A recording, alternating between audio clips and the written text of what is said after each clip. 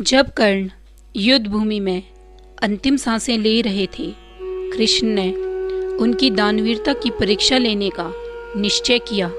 कृष्ण एक वृद्ध ब्राह्मण के वेश में कर्ण के पास आकर धर्म के नाम पर कुछ दान मांगा। कर्ण, जो बहुत कमजोर और घायल थे, बोले, हे ब्राह्मण देवता, मेरी हालत देखिए, मैं आपको क्या दे सकता हूँ। कृष्ण ने उनसे कहा, क्या तुम नहीं कहते तुम सबसे बड़े दानी हो? क्या तुम इस वृद्ध ब्राह्मण को कुछ नहीं दोगे? कर्ण ने गहरी सांस लेते हुए गहराई से सोचा। वह अपनी दानवीरता से असफल नहीं होना चाहता था। उन्होंने पास पड़ा एक पत्थर उठाया और अपनी तकलीफ को नज़रअंदाज करते हुए अपने दांतों को तोड़ने लगे। हर चोट से उनका शरीर चीख उठा। उन्होंने हार नहीं मानी। दर्द सहते हुए कर्ण ने अपने दोनों दांत तोड़ दिए और कांपते हुए हाथों से उन्हें ब्राह्मण देवता को सौंप दिया। कृष्ण, जो कर्ण से प्रभावित थे, ने उन्हें और परखा।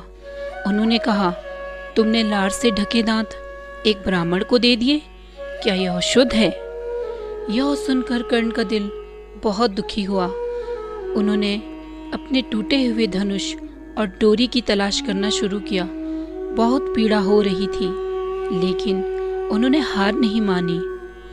उन्होंने डोरी ढूंढी, उसे उठाया और धनुष के साथ जोड़ने लगे।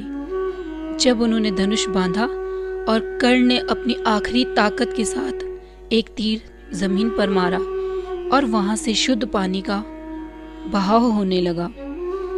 कर्ण ने उस पानी से अपने दांत धोए और कांपते हुए हाथों से अपने दांतों को ब्राह्मण देवता को सौंपा। इस अद्भुत दान को देखकर कृष्ण भाव विभोर हो गए। उन्होंने अपना ब्राह्मण रूप छोड़कर अपने असली रूप में आ गए।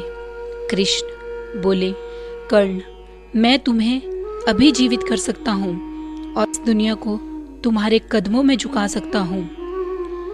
कृष्ण बोले,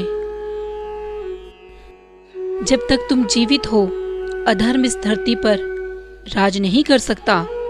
कर्ण शांत और स्थिर होकर बोले, हे भगवान कृष्ण, आप संसार के रचयिता हो।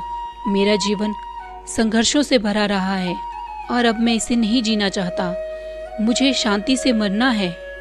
मैं सिर्फ इतना चाहता हूँ, मेरी कहानी आने वाली पीढ़ियों के लिए प्रेरणादायक हो। दुनिया धर्म को अपनाए और अधर्म का नाश करे।